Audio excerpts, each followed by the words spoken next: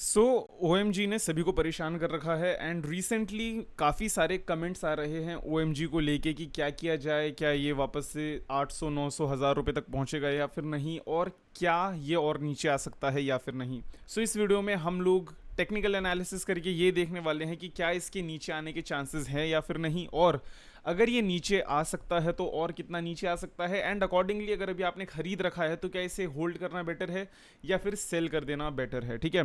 सबसे पहली बात यहाँ पे अगर इसके ऑल टाइम लो को देखें अभी से पहले का, तो इसका ऑल टाइम लो रह चुका है 31 सेंट, ऑलमोस्ट 32 सेंट रह चुका है, जो कि 6 साल पहले था। और इसका ऑल टाइम हाई आपका 28 सेंट $28 है, जो कि 6 साल पहले था 2017 में। नाउ क्या ये अपने ऑल टाइम लो तक पहुंच सकता है, बिकॉज इसके डेवलपर्स भाग गए हैं। अब यहाँ पे टेक्निकली देखते हैं, अपना ट्रेडिंग व्यू में आते हैं इधर, और यहाँ पे हम क्या करेंगे, सबसे लंबा टाइम फ्रेम खोलेंगे जो कि है आपका ईयरली टाइम फ्रेम। तो हर एक कैंडल आपका एक एक साल डिनोट कर रहा है। ठीक है, ये बहुत ही बड़ा कैंडल है। अगर अभी आप यहाँ पे देखो तो 2019 में यहाँ पे काफ़ी नीचे आया था, 2019 कोविड पीरियड के टाइम पे। ठीक है, उसके बाद अब इसे थोड़ा छोटा कर लेते हैं, मंथली टाइम फ्रेम पे आते हैं, और मंथली टाइम फ्रेम पे अगर अभी आप आके देखो इसे, तो इसका जो लास्ट जोन है वो इधर ही बन रहा है, एनीवेयर फ्रॉम अराउंड, आपको मैं प्राइस टैग दे देता हूँ ताकि आपको ज़्यादा दिक्कत ना आए। ये रहा इसका प्राइस टैग, जो कि 2019 में इतना नीचे आया था 34 सेंट तक। ठीक है, लगभग, और 34 सेंट से लेके आपका 52 सेंट पे था। देखो इसने 52 सेंट का एरिया तो ऑलरेडी ब्रेक कर दिया है, एंड वर्स्ट के सिनेरियो जो है अब बचता है आपका 32 सेंट के एरिया का। नाउ क्या ये पॉसिबल है या नहीं, तो देखो ऑलरेडी अब ये इतना नीचे आ चुका है, तो ये लास्ट जोन बचा है। अगर ये यहाँ तक आ भी जाता है, not a surprising thing for me, but holders के लिए काफ़ी ज़्यादा कंसर्निंग चीज़ है, बिकॉज वो भी यही सोच रहे हैं कि $1-2 ही पहुंच जाए पहले, वही बड़ी बात है, उसके बाद बात की बात देखेंगे।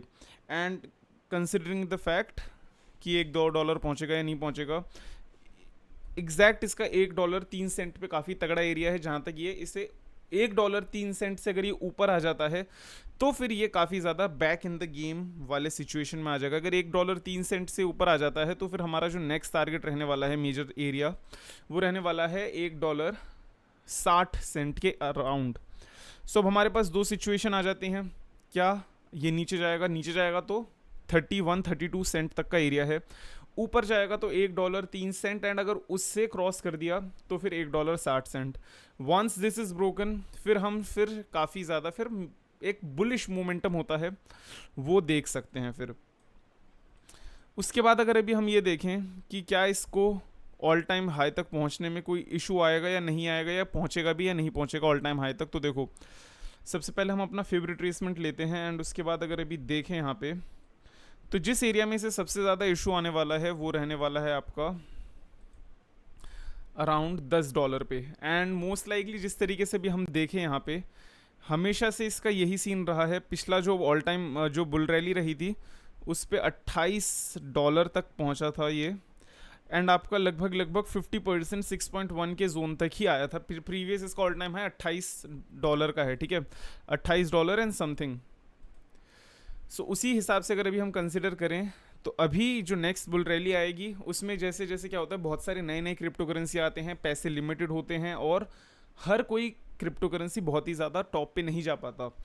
उसी चीज़ को कंसिडर करके चले, तो अगर नेक्स्ट बुल रैली आती है और जो कि आएगी, उसमें अगर OMG एक बार अगर इन जोन से निकलता है, तो फिर उसकी फिर जो चांसेस है वो पहुंचने के वो हैं $10 तक। उससे भी ऊपर जा सकता है, जाता है तो बहुत बढ़िया, आप सभी लोगों को काफ़ी ज़्यादा राहत मिलेगी, काफ़ी ज़्यादा लॉस है वो रिकवर होगा। बट अगर अभी आप यहाँ पे देखो तो इसका जो है अब सेलिंग प्रेशर कम होता हुआ दिख रहा है। ठीक है, 1 2 3 4 5 6 7 महीने से कंटिन्यूस डंप पे है, लाइक कंटिन्यूस बोलते हैं ना, एक लगातार तरीके से डंप कर रहा है, लगभग मार्च से रेगुलरली डंप कर रहा है। एंड मोस्ट लाइकली ये अब इसका आने वाला शायद ये और मोस्ट लाइकली शायद नवंबर में इसका रिवर्सल हमें देखने को मिलना चाहिए, जिस तरीके का यहाँ पे पैटर्न बन रहा है, क्योंकि काफ़ी ज़्यादा बड़े बड़े कैंडल थे स्टार्टिंग में, फिर छोटे होते गए छोटे होते गए। अब ये साइडवेज भी चलेगा ना, तो आप समझ जाना कि अब यहाँ पे साइडवेज चल के आपको पंप देखने को मिल सकता है, क्योंकि मार्केट जब भी डंप करती है, डंप